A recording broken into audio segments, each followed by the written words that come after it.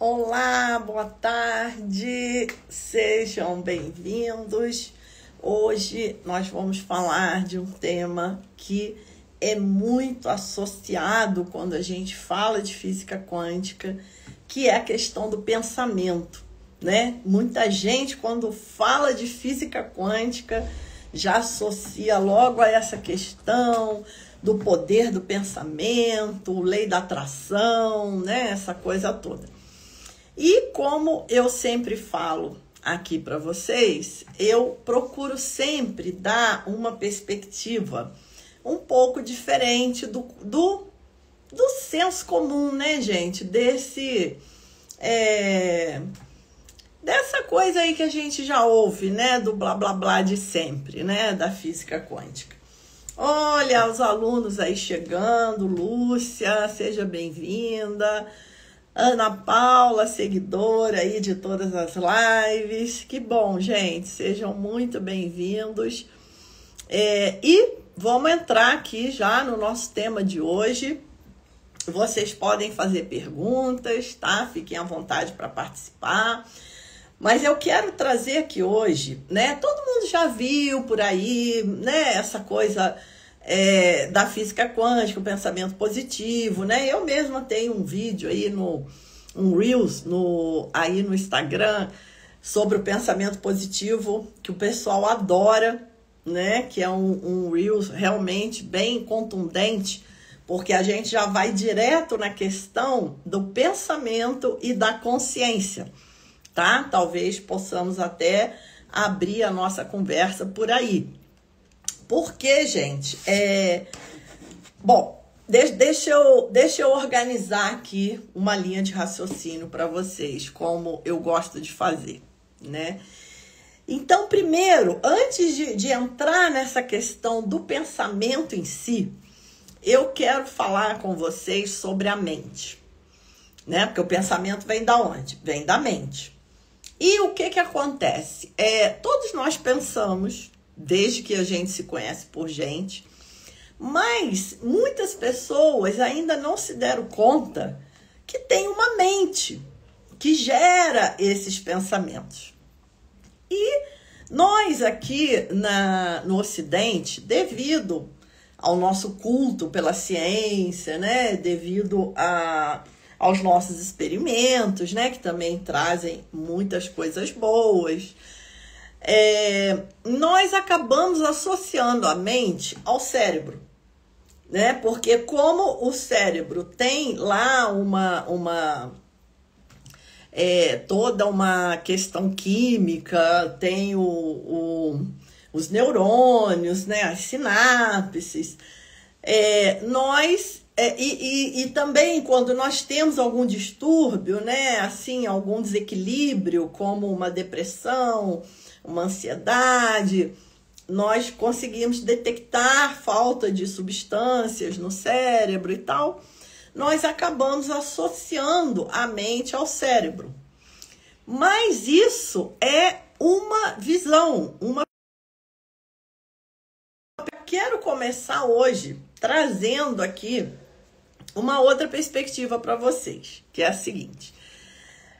A cultura tibetana, né, os grandes mestres budistas tibetanos, quando começaram a vir para o Brasil, eles viam a gente falar assim: pensa bem, olha só, ajuste a sua mente. E aí eles falavam assim: por que aqui, quando as pessoas falam da mente, elas apontam para a cabeça? Olha que engraçado, né? Uma coisa assim que a gente nunca iria questionar, né? Olha como é interessante essas bolhas de realidade, né, que a gente cria. Então, assim, aqui para nossa bolha de realidade é óbvio, né? Pensa bem. A gente aponta para a cabeça. A gente nunca ia imaginar que ia chegar alguém de outra cultura e ia fazer essa pergunta, né? Por que eles apontam para a cabeça quando fala de mente e de pensamento? Pois é. Mas os grandes mestres tibetanos, quando chegaram no Ocidente, eles se espantaram com isso.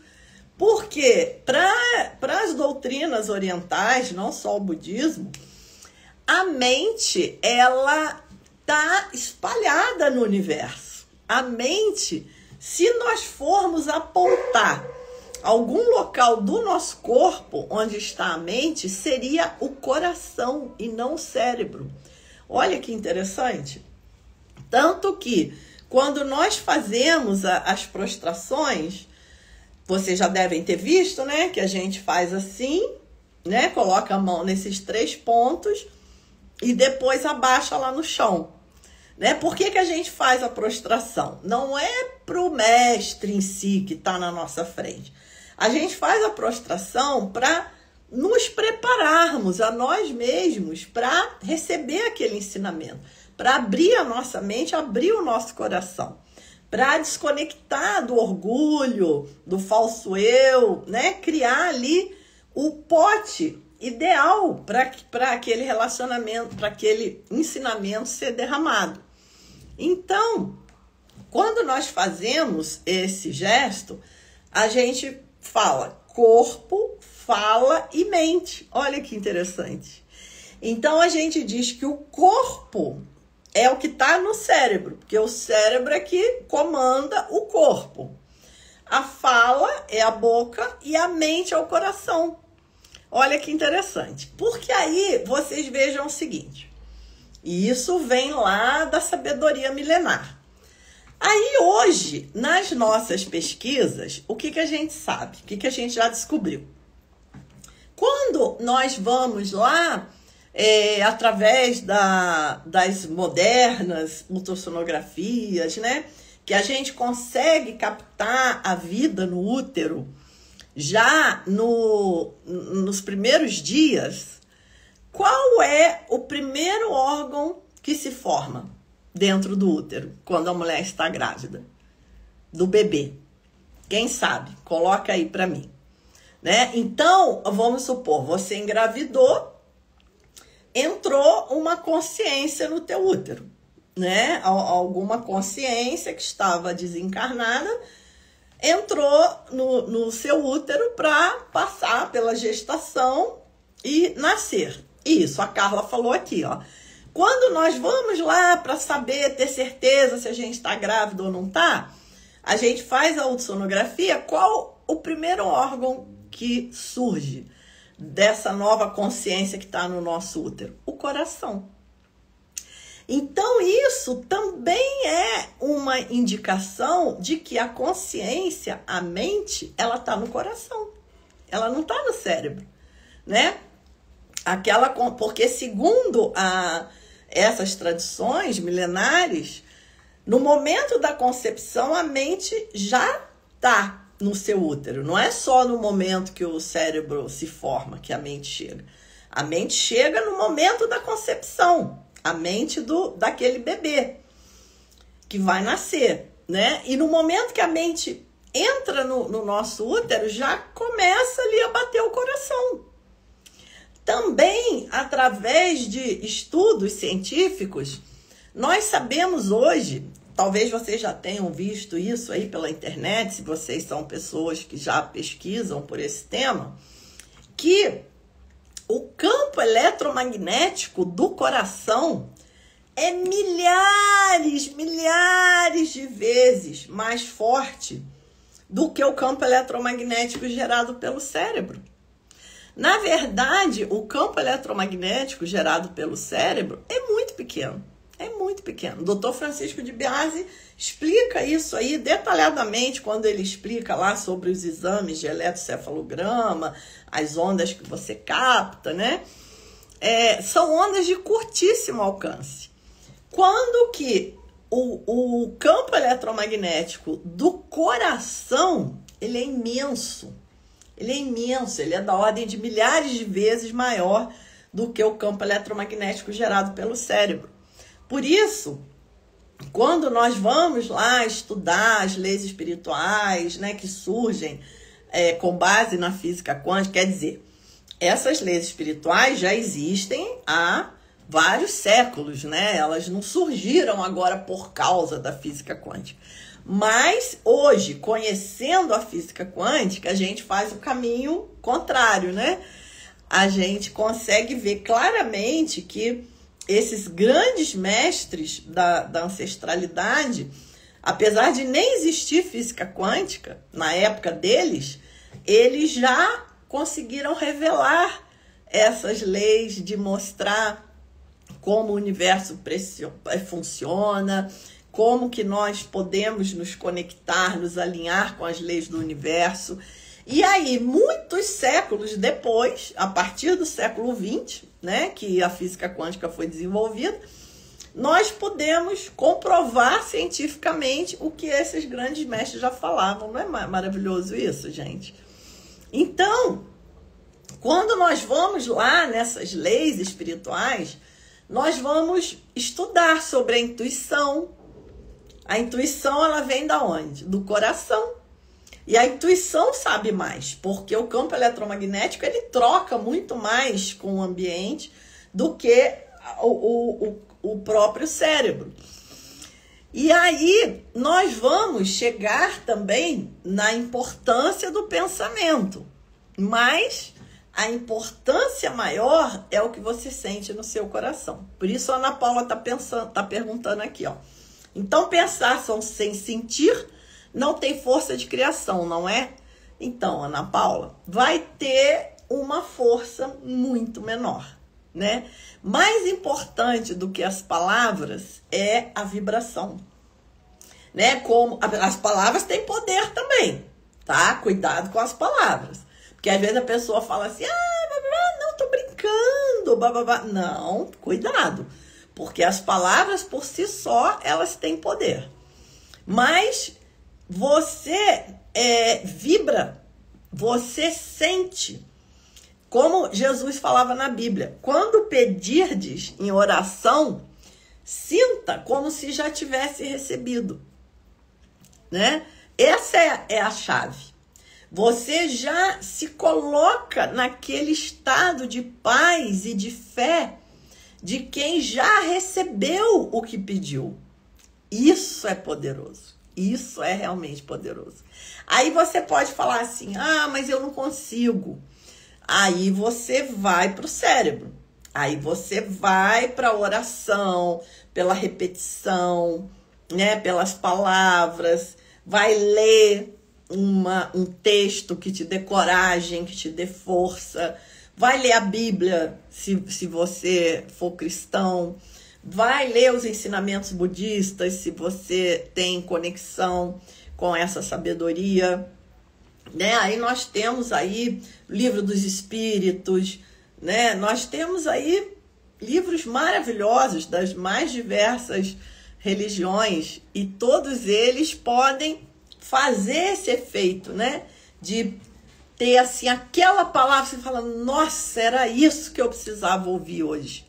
E isso muda o seu sentimento, não muda? Não é assim? Então você vai em busca disso. Vai em busca dessa palavra que vai cair no teu coração. Que vai entrar no teu coração e vai virar essa chave da tranquilidade, da fé, da certeza, né? Da certeza no que é incerto. Isso é a fé. Porque você ter certeza de uma coisa que você já viu é muito fácil. Mas você ter certeza de uma coisa que ainda está no sutil é difícil. E é isso que se chama fé. Tá? Então, é daí que as coisas vão começar a andar, vão começar a fluir. Então, a força do pensamento, na verdade, ela é um start para mudar o teu coração, que é ele que realmente é poderoso.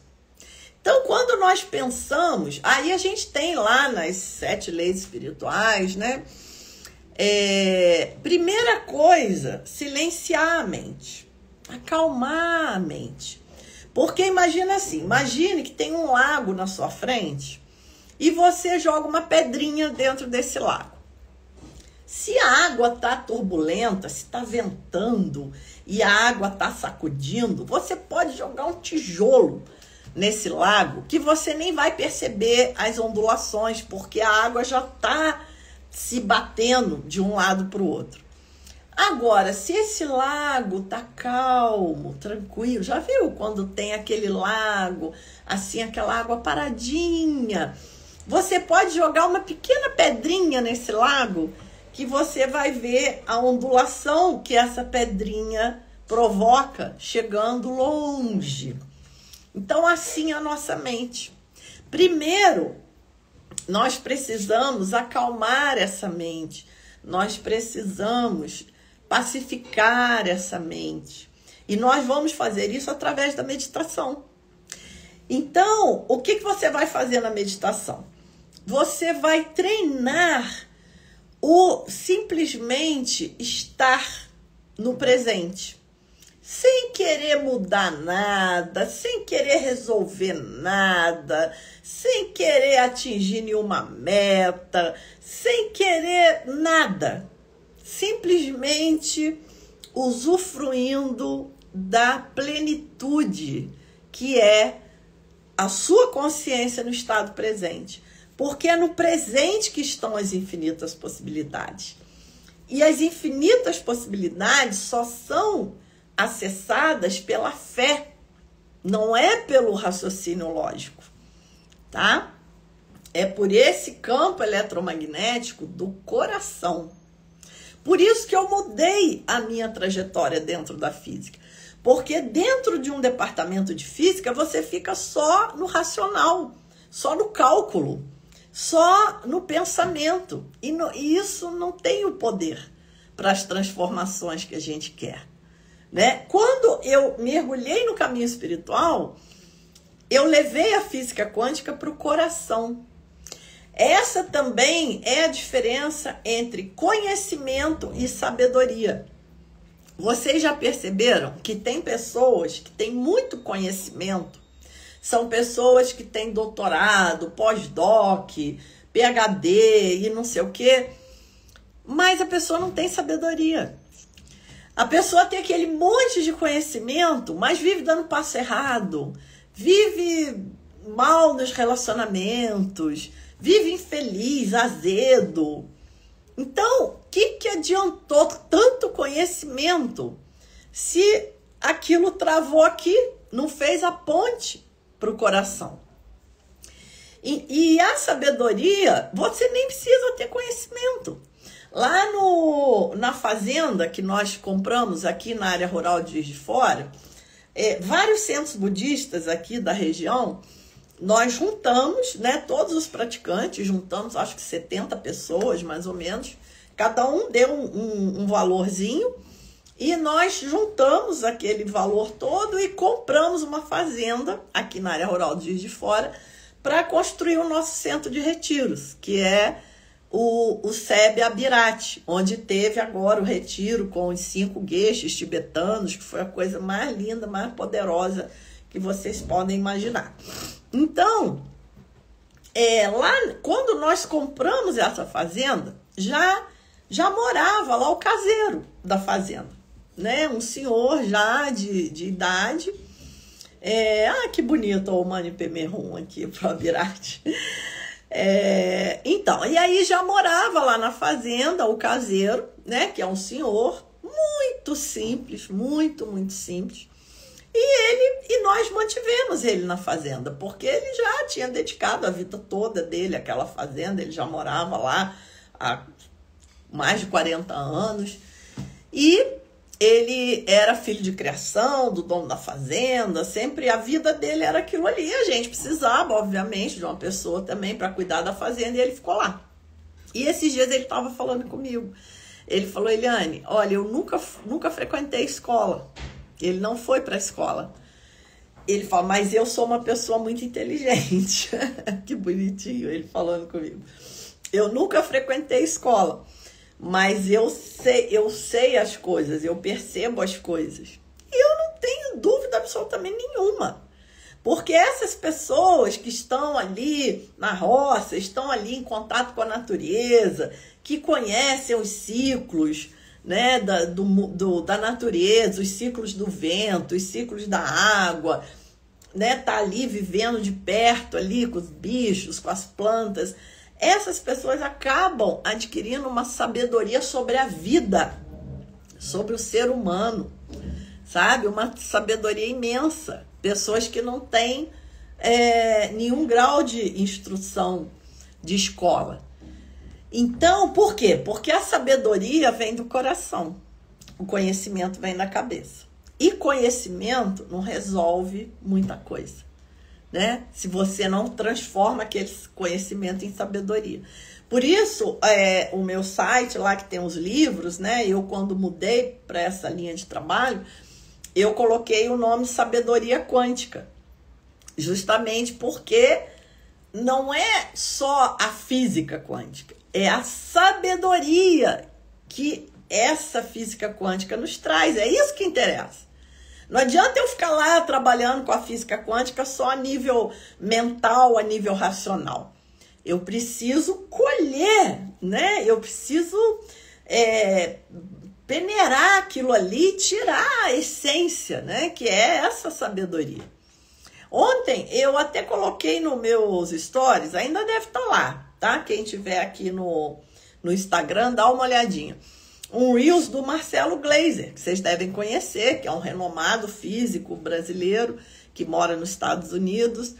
Foi contemplado com o prêmio Templeton sobre ciência e espiritualidade em 1919, que é um prêmio reconhecidíssimo mundialmente, né? E ele é um físico que está dentro da academia, um físico que tem a formação dele tradicional, e ele defende esse caminho da ciência e espiritualidade, inclusive ganhou esse prêmio, porque nesse Reels ele até diz isso, que a ciência não é a dona da verdade, né? As artes também trazem a verdade, as religiões, em certas partes, também trazem verdades, a espiritualidade também traz uma verdade, né? Einstein já dizia: as artes, ciências e religiões são ramos de uma mesma árvore, né? Todas buscam o enobrecimento da vida do homem. Todas buscam essa conexão por algo maior, esse querer entender o universo. Ah, então foi isso, Cristiane. Porque é uma entrevista dele com o Bial.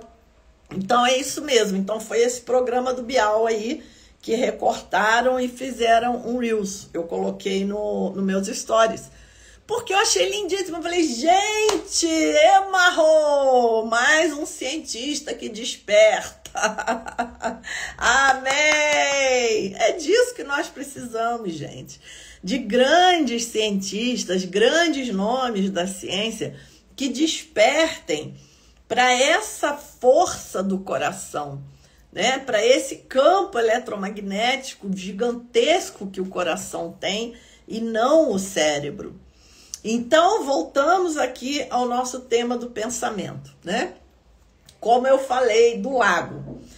Se o seu lago está tranquilo, está pacificado, você joga uma pedrinha, aquela ondulação vai longe. Se o seu lago está turbulento, como a nossa cabeça fica turbulenta às vezes, você pode jogar um prédio dentro do lago que você não vai perceber a ondulação que ele faz. Então, nas leis espirituais, a primeira coisa que a gente aprende é o campo da potencialidade pura, que é onde nós vamos jogar as nossas sementes. E o campo da potencialidade pura, você acessa pelo silêncio, pelo contato com a natureza, pelo não julgamento. Ai, que difícil, né, gente? É difícil porque a nossa mente ela está condicionada a julgar. Mas nós não precisamos seguir os condicionamentos. Quando eu falo que a física quântica ela vai trazer para a gente uma vida mais livre, feliz e sem culpas, livre é isso, é estar livre dos condicionamentos. A minha cabeça quer ir para o lado ruim, ela quer ir para o pensamento negativo, mas eu tenho liberdade de não ir. Ai, só de falar dá um alívio no coração. Imagina, porque o nosso maior inimigo é a nossa própria mente. Nenhum inimigo pode te fazer tão mal quanto a sua própria mente. Porque o inimigo está fora, ele não sabe exatamente qual é o seu ponto fraco, mas a mente sabe. E a mente ataca a gente mesmo nos piores locais, né? Então, gente, não, a luta não é fora, a luta é dentro. É você contra o seu condicionamento, contra os seus hábitos negativos, contra a sua ignorância de achar que você é esse falso eu miserável, contra isso tudo que nós trazemos de marcas kármicas negativas que empatam a nossa vida.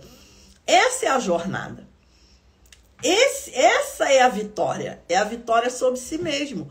Albert Einstein também falou isso. Albert Einstein tem uma frase linda, que ele diz: não importa quantas conquistas você tem no mundo externo, né, de profissão, de títulos, né? Ele fala, não importa quantos títulos acadêmicos você tem, não importa a sua conta bancária, não importa seu sobrenome, né? Não é isso que engrandece o homem. O que realmente engrandece o ser humano é a sua vitória sobre si mesmo, sobre esses hábitos negativos, essas tendências destrutivas, essa ignorância de não reconhecer nossa verdadeira natureza. Isso é que eleva um homem perante o outro. Albert Einstein falou isso. Então, gente, é isso. Quando nós vamos lá nos cientistas realmente geniais, ganhadores do Prêmio Nobel, arquitetos da teoria quântica, todos eles trazem esse aspecto do coração dentro da ciência. Mas aí vem essa meia dúzia aí que está na academia hoje, que não tem título de nada, que não ganhou prêmio de nada, e vem querer defender uma ciência materialista, que física quântica é cálculo, que tudo que não é cálculo e não é equação não faz parte da teoria quântica. Pelo amor de Deus, né, gente? Isso é uma identificação excessiva com o racional e totalmente pobre com o coração. Mas esse século XXI é o século da espiritualidade. Quem não se conectar à espiritualidade não vai dar o salto quântico necessário de mudança de consciência que esse século exige. Então, gente, olha, o poder do pensamento. Vamos lá. O pensamento, na verdade, ele é fraco. Porque o pensamento, ele é um pedacinho da consciência. Mas a consciência é muito mais poderosa, porque a consciência vem da nossa verdadeira natureza, o pensamento vem do falso eu. Por isso que a gente pensa negativo. Já reparou? Nossa, como a mente é pessimista. Como a mente é negativa. Por quê? Porque o pensamento ele vem sempre dessa bolha de realidade do falso eu. Mas isso não quer dizer que o pensamento não importe, preste atenção, né? Então, porque a coisa funciona assim, ó, tudo na vida é uma via de mão dupla. Se você tá identificado ao falso eu, ele vai gerar pensamentos de medo, ele vai gerar pensamentos negativos, pensamentos pessimistas. Aí o que você faz? Se você medita, você simplesmente vai olhar esses pensamentos e deixar o pensamento ir. Não responde. Você não precisa brigar com o pensamento, porque senão é pensamento brigando com o pensamento. A tua cabeça vai ferver. Então veio aquele pensamento, você só olha, tipo assim, esse pensamento não é meu, né? E esse pensamento vai embora. Ele vai embora. Se você não botar energia nele, ele vai embora. E aí você traz um pensamento positivo depois, né? Depois. Como que a gente traz o pensamento positivo? Prática da gratidão. Adoro a prática da gratidão. Adoro. Todo dia antes de dormir, agradeça por 10 coisas que você tem, que aconteceu naquele dia. Obrigada por esse céu azul, gratidão pelo sol, gratidão pelo cafezinho gostoso que eu tomei, gratidão pela água, gratidão por esse banho maravilhoso, gratidão pelo salário que eu recebo, que não é o que eu queria, mas cobre as minhas despesas básicas, gratidão pelo meu carro que me leva para tudo que é lugar, gratidão pelos meus filhos, ou gratidão pela minha liberdade por não ter filhos, gratidão pelo meu pet, gratidão pela comida gostosa que eu comi no almoço, na janta, em qualquer lugar. Gente, 10 coisas para agradecer todo dia é assim, ó, é facílimo, tá? Comece a fazer essa prática, porque aí, ó, ativa o coração. Ativa o coração e ativa o observador, o teu olho. Porque aí você vai começar, você está programando o teu cérebro para ver a fartura, para ver o que tem de bom. E aí você vai começar a enxergar, inclusive as boas oportunidades. Porque se você está lá identificado aos pensamentos negativos, você programa o teu cérebro para ver só o que é negativo.